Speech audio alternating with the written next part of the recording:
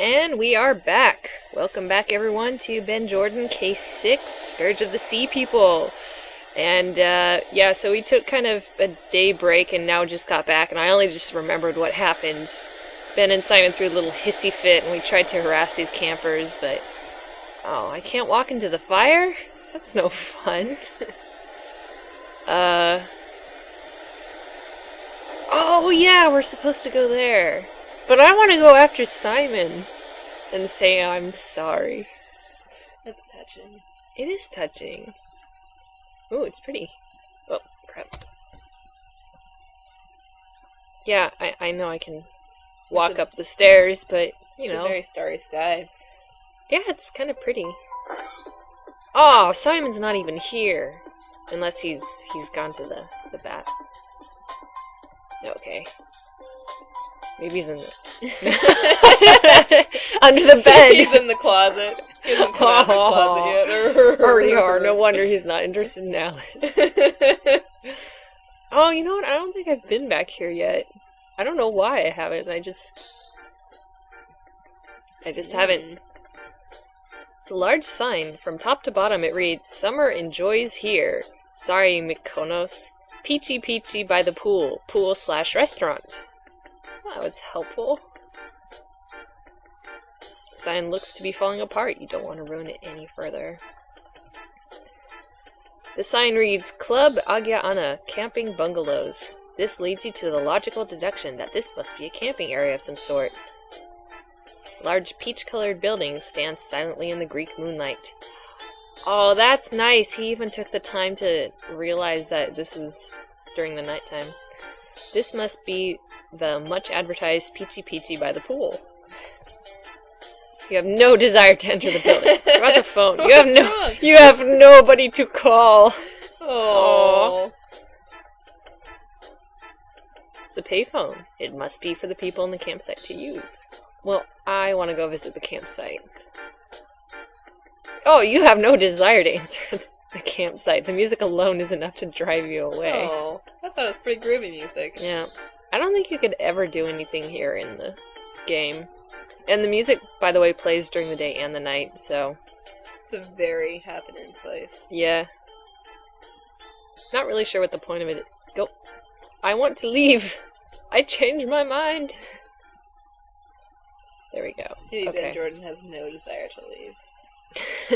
He just wants to stand there by the payphone, wondering who to call. I want to go bug the captain now. I'm just wasting time here.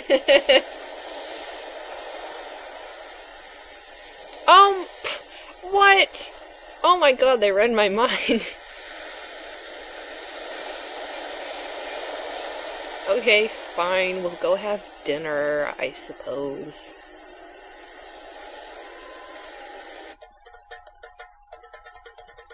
Groovy. Yeah. You're gonna have to listen to me do my old man voice for a really long time. I can't wait. You're gonna laugh at me. I don't know if I can beat your oracle voice. Hey, where's the woman? Oh, Mr. Jordan, over here. I can't even remember how No, I can't remember. Hello, Professor Sanbourne. Good evening, Mr. Jordan. I'm glad you've made it. Is something the matter? You look a bit upset. Oh, it's nothing. I just had a stupid argument with my friend. May I be so bold as to inquire about the nature of this argument? He got mad at me because I didn't mention that I came here looking for sea people. Ah, I see. Well, I'm sure you two will make amends. Yeah, I hope so. Now then, Mr. Jordan, I'd like to know more about your past cases. And I'd like to know more about your experiences, too. Well then, we can trade stories. Tell me, what made you decide to become a paranormal investigator? This, by the way, if you remember, is the guy who wrote the Paranormal Investigator's Handbook, which he has read cover to cover. It doesn't matter which of any of these you pick, but I'm just gonna go with the truth, because I know the reason he started all this is because of Grandpa Arthur. It had to be a result of listening to my grandfather's stories. He spent a lot of time traveling in Europe when he was young, and he learned about local legends and stuff. In fact, he was the only one in my family who encouraged my interest in the paranormal. He sounds like a remarkable man. Yeah, he really was. I miss him. But enough about me for now.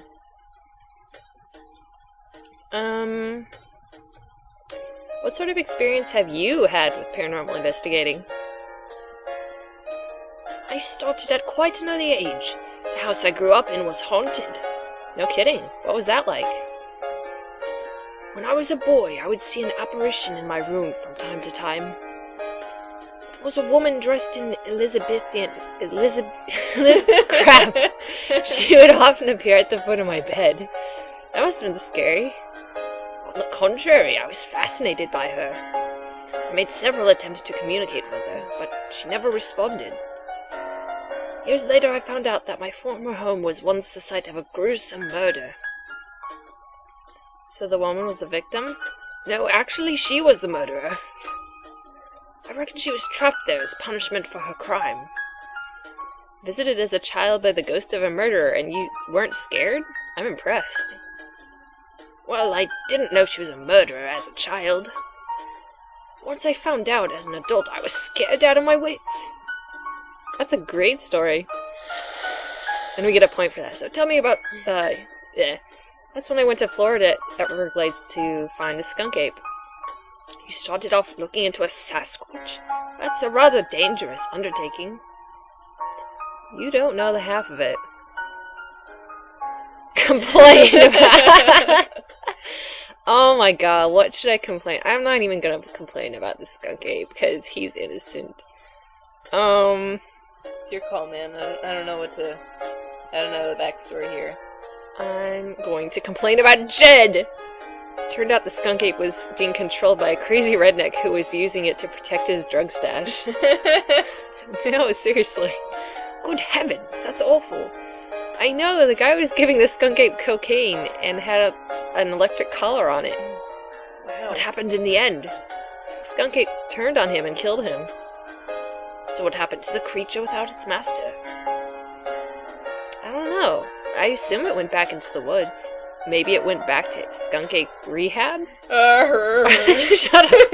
Anyway, I'll stop complaining now. What made you decide to write a book for paranormal investigators? Mainly the lack of one source of research material for paranormal phenomena. I can't talk. After spending hours in libraries perusing different subjects, I decided it would help to consolidate all I'd learned.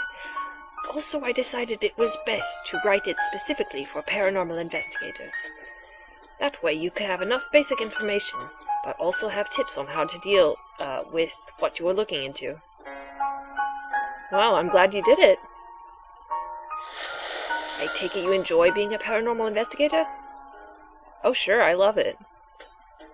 What would you say you love most about it? World travel, meeting people, money, or fame? I don't know. I think meeting people. Yes. The opportunity to meet new people. I mean, I met two of my best friends because of this. Is one of them the one you had the argument with? Yeah, that's Simon. The other is Alice. I met them in London only a couple of months ago, but I feel like I've known them for years. It's good that you've found such good friends to help you. You need them in this line of work. Yeah, tell me about it. So, there's something else I wanted to ask you. Yes? You mentioned earlier today that you teach at Oxford? Yes, I'm a professor of theology. I received my doctorates in theology and parapsychology at the University of London. But rather than work extensively in the field as a paranormal investigator, I decided to focus on teaching. My second passion, as you may have gathered, is the study of religion. I guess the two sort of complement each other. Ooh, so many people could be offended by that, actually. There is a fascinating amount of mysticism and things related to the paranormal in religion, yes. So you've been successful in all your cases so far? Yeah, I've solved them all anyway. What do you mean? Nothing, it's just that it hasn't all been easy. I've had to deal with some difficult stuff. Okay. What should I'm not going to talk about the dreams, that's not all that. Should I talk about Mary or Alice? I'm going to talk about Alice, because we like Alice. My last case in Osaka, my friend Alice almost died. What happened to her? She almost got a fatal dose of tetrodotoxin. Oh my. Yeah, luckily she recovered, but she's gotten kind of wary about seafood. I can't blame her, really. But let's talk about something less depressing. Like Percival Quentin Jones. Do you know Percival Quentin Jones? What? Are you avoiding the seafood? Oh, it's important. I'm afraid not. Who is he? He's also a professor at Oxford, but he teaches criminology. Does he? I've never heard of him. Are you sure? Quite sure. I have close friends in the criminology department. As far as I'm aware, there is nobody named Percival Jones teaching criminology at Oxford. That's so weird. There's something I'm curious about. Of all your cases so far, which have you enjoyed most? Oh, which should I do? I'm just gonna go with my personal favorite, horror at number 50. It's gotta be my fourth case at number 50 Berkeley Square in London. I like it best because I got to work with other paranormal investigators. Plus, that's where I met my good friends Simon and Alice. Now, there is one last thing I wanted to know before we end the video. How exactly did you hear about the sea people? Wait, we went over this, didn't we? A colleague of mine in the theology department told me. He is very familiar with Greek mythology surrounding sea creatures. I was told of a friend of his who had been there on holiday recently and had heard rumors that something was coming out of the sea and taking people. So, as I said, I decided to come investigate for myself. Ah, our food seems to be ready. I hope you enjoy it. You enjoy a traditional Greek meal with Professor Sanbourne. Gesundheit. Sorry. You don't have the heart to tell him that you have no idea what it is you're eating. I thought we were going to eat pizza. Thanks for inviting me to dinner, Professor Sanbourne. It was my pleasure. Well, I'm going to get back to my bungalow. I have a long day ahead of me tomorrow. Good night, Mr. Jordan. Very good. Yes. Very kind of the old man. He is. He's our friend. Anyway, I'm going to stop the video here. I think we have one more event to get through tonight, but I'll leave it for next time. Bye for now, everyone. Bye.